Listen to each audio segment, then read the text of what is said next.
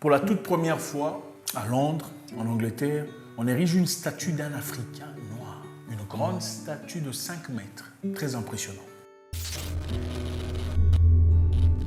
Pourquoi on érigerait une statue d'un noir à Londres, en Angleterre? John Chilembwe, au Trafalgar Square, Central London. Trafalgar Square, c'est un milieu très important, très respecté, très connu, qui abrite ou reçoit plus de 15 millions de visiteurs.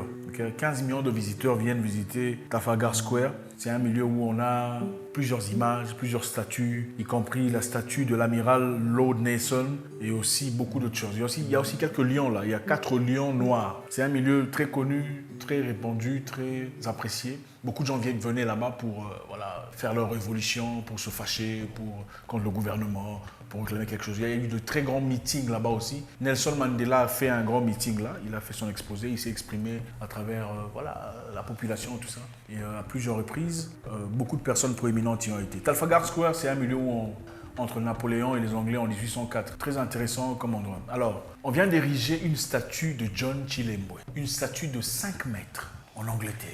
Impressionnant. Qui est John Chilembwe? On doit se poser la question de savoir, c'est qui John Chilembwe? Pour qu'on érige une statue de lui en Angleterre, en Europe, de 5 mètres, c'est à quelle occasion?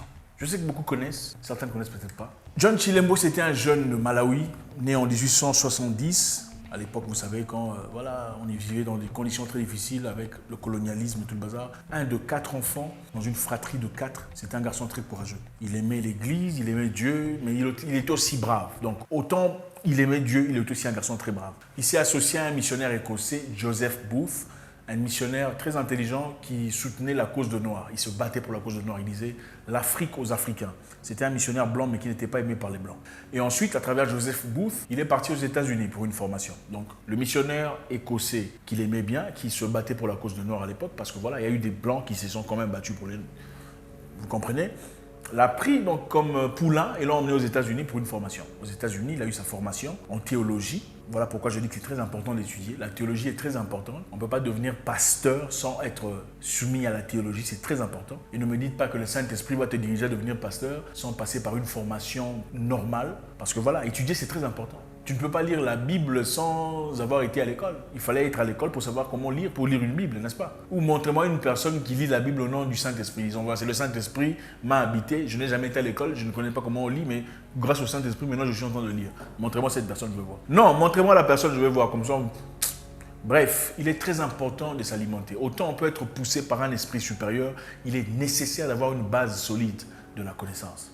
Alors, John Chilembwe, à son retour en Afrique, après avoir expérimenté la vie de Noirs aux États-Unis, donc il a vu comment les Noirs souffraient, comment ils étaient sous l'emprise des forces blanches, comment ils étaient des sous-hommes, comment ils ont vécu dans des difficultés, comment ils ont vécu dans la peine, les pleurs et tout bazar. Il est rentré chez lui et s'est dit, je me servirai de l'expérience que j'ai aujourd'hui pour bâtir mon pays. Rentré chez lui, il a commencé des travaux personnels, il a commencé des champs pour nourrir son peuple, il a bâti des écoles, il a construit des hôpitaux, il a construit des choses positives. Donc il n'est pas seulement venu dire voilà je suis parti, mais il est rentré avec des choses positives. Quelque temps plus tard, il a trouvé dans son pays le Malawi, qui avait une forte rage contre le colonialiste. Le Malawi était colonisé par les Anglais. Il y avait une forte rage des Malawites contre les Anglais. À cause de leur traitement, évidemment.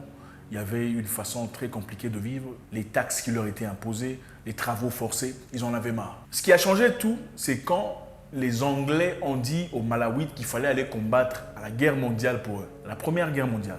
Donc vous êtes venus chez les gens. Vous voulez imposer aux gens d'aller faire votre guerre à votre place. Pas nécessairement à votre place, mais aller combattre pour vous et mourir. Il n'a pas aimé ça. C'est là qu'il s'est levé, il a dit non, absolument pas. John Chilembwe, un pasteur, un servant de Dieu, qui se lève auprès de son peuple, dit « Vous n'irez pas en guerre. Vous n'irez pas mourir pour les Blancs. Ce n'est pas votre guerre. » Comment la guerre a commencé? Vous étiez là quand ils ont commencé leurs histoires. Vous n'étiez pas là. Pourquoi vous allez mourir dans une guerre que vous ne comprenez pas? Une guerre sans nom. Et c'est à partir de là que son peuple s'est levé à ses côtés. Et ont résisté à l'intrus. Ils ont résisté contre le colonialiste. Ils se sont battus contre les Anglais. Ils se sont organisés, ont commencé leur rébellion. Et ont lutté. Ils se sont battus. Beaucoup sont morts. Mais ils se sont battus. Voilà la raison pour laquelle il est important d'avoir une notion pas seulement intellectuelle, mais une notion spirituelle conjuguée à une notion révolutionnaire. Il y a l'intellectuel, le spirituel et le révolutionnaire. C'est très important. Être pasteur, ce n'est pas seulement dire aux gens, il faut pardonner, il faut laisser ça entre les mains de Dieu. Non. Être pasteur, ce n'est pas seulement dire, bon voilà, comme l'ennemi est venu, on va se mettre à genoux et prier Dieu. Non, absolument pas. Moïse s'est levé en guerre. Moussa, alayhi salam, il a dirigé son peuple. Être pasteur, c'est... Il faut d'abord être un révolutionnaire.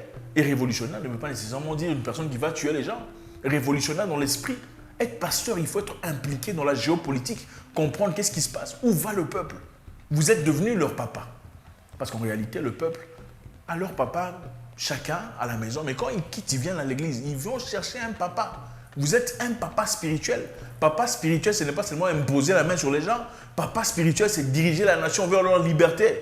Diriger le peuple vers un avenir meilleur. S'ils sont assujettis, placés dans une condition de difficulté, s'ils sont dirigés par des dirigeants médiocres, vous, en tant que pasteur, c'est votre responsabilité de diriger le peuple. Moïse aurait pu rester chez les pharaons en disant « Non, ma vie est bien ». Oui, pourquoi il ne l'a pas fait? Il aurait pu rester en disant « Moi, je suis bien ici, bon, je vais dormir, j'ai des raisins, des fraises ». Il n'a pas fait. Il a suivi sa mission. John Chilembo était le Moïse des Malawites.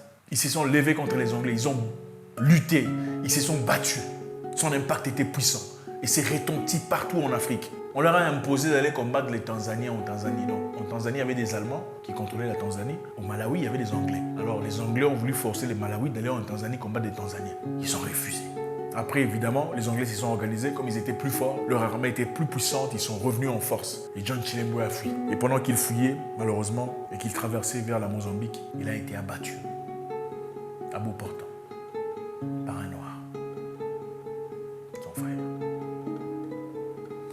C'est bien triste de voir que, il faut le dire, dans beaucoup d'histoires, vous verrez, c'est toujours nous entre nous.